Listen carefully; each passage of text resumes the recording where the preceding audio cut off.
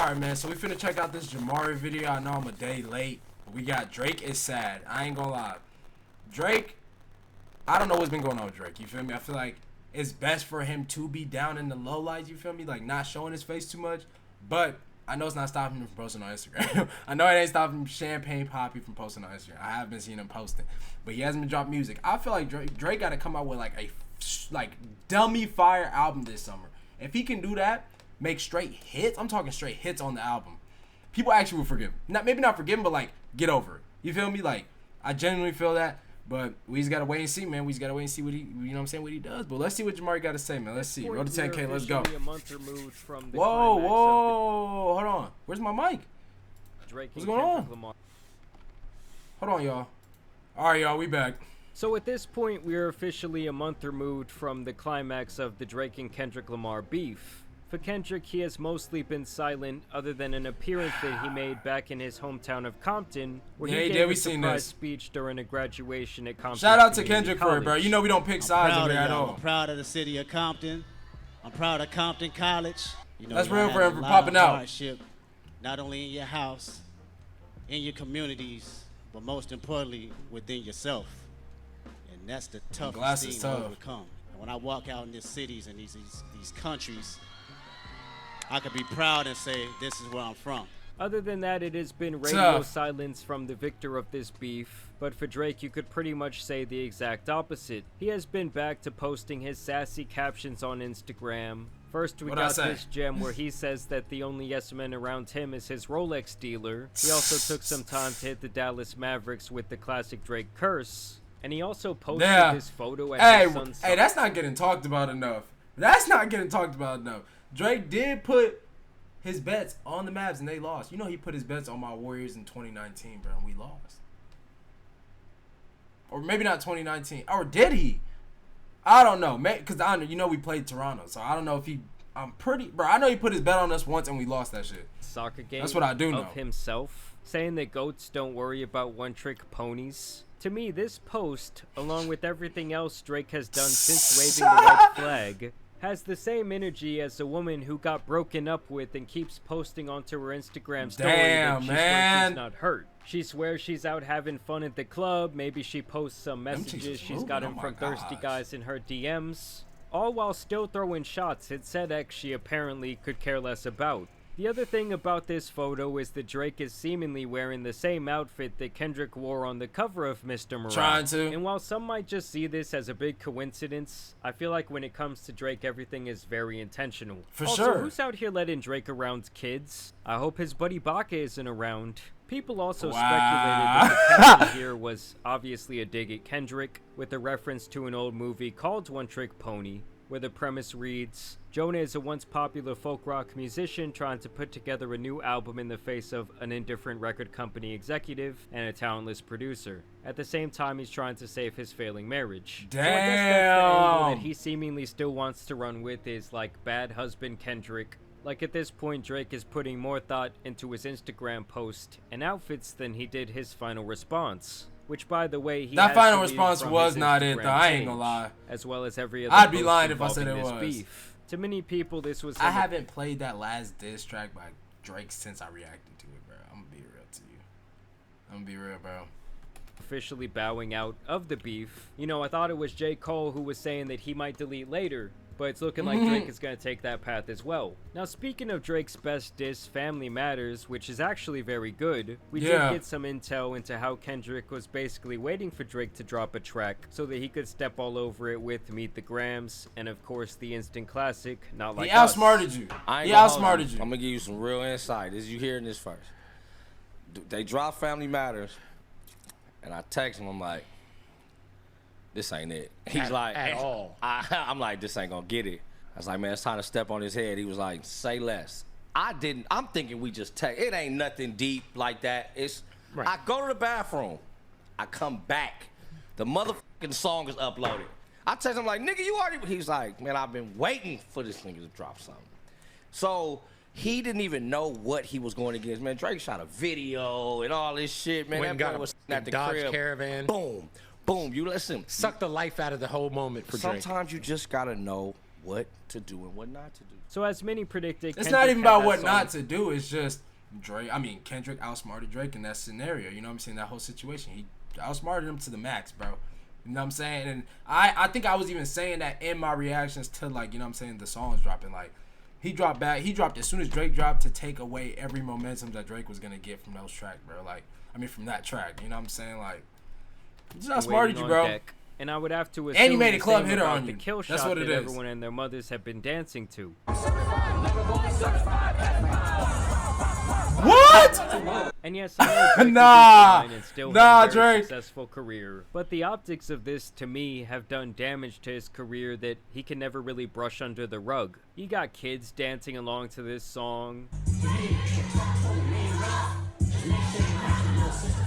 And college bands playing it in unison at pep rallies.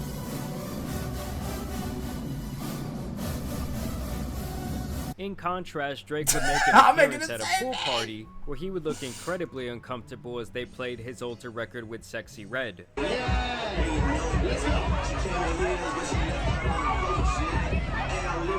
Now let's be honest, had the DJ decided to play Not Like Us, yes, it would have been a legendary moment, but I feel like that night, he would have been murdered by Drake. And he would have been gone. We know this he would have been out of here. Because his in-house producer and right-hand man, Novio40, allegedly threatened a Toronto DJ named DJ Cypher Sounds after he decided to play the Not Like Us record in Toronto. So I'm in Toronto, I get a DM from 40. He said, how about I go to your city and play a song where someone calls you a...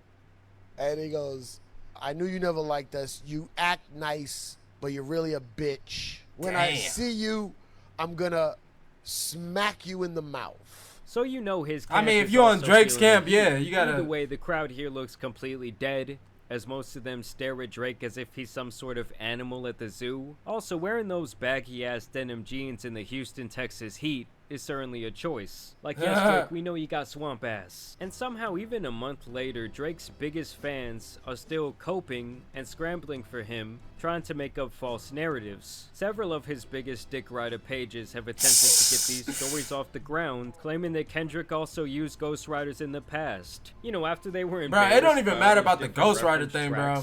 Even to this credit, I feel like you're still battling these ghostwriting rumors and this type of thing.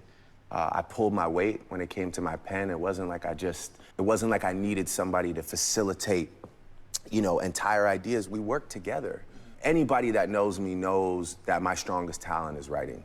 And any song that really, really did damage for me, I've wrote every single lyric. Stick of these niggas, stick of these bitches, hire a shooter, you ready these bitches. But in the end, these attempts were I was gonna say about Drake, I don't know about that one, bro. You know, Party wrote a couple songs for you too, right? Party Next Door wrote a couple songs for you.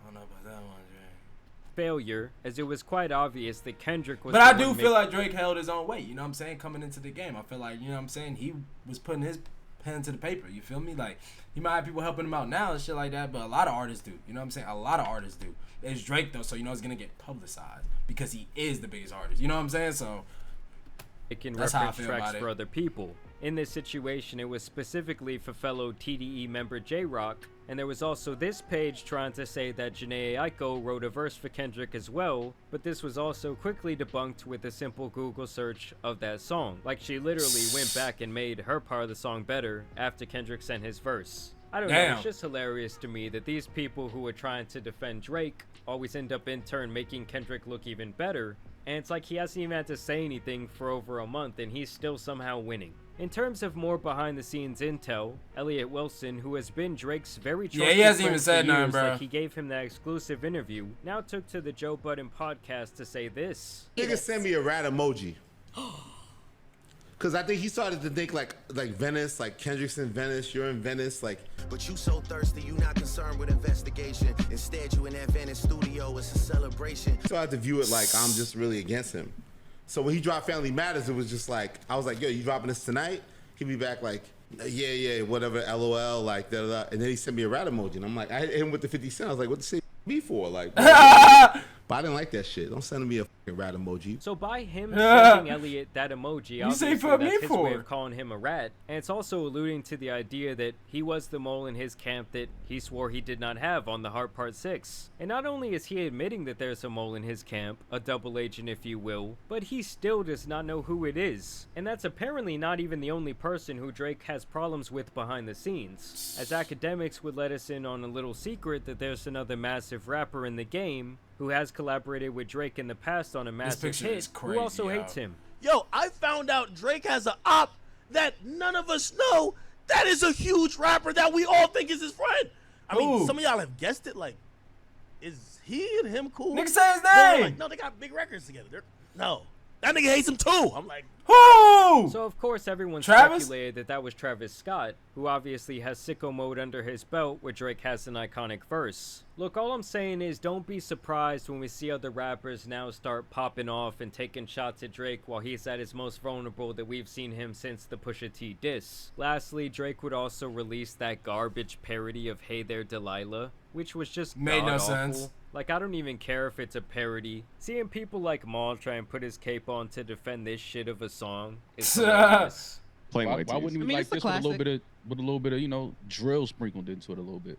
Where's the drill? There's no drill, Maul. It's an acoustic lyrics guitar a little bit. But I want to know what you guys think about these updates in the situation. Nah, down that was- below. Do you think that Drake will ever mention Pop Kendrick it out. by name Pop on it a out, song buddy. ever Pop again? it out. Or do you think he would just stick That was to crazy. the subliminals? I really think that he realized he was not built for this. And you know, someone like Kendrick still has several more tricks under his belt if Drake does want to take it there.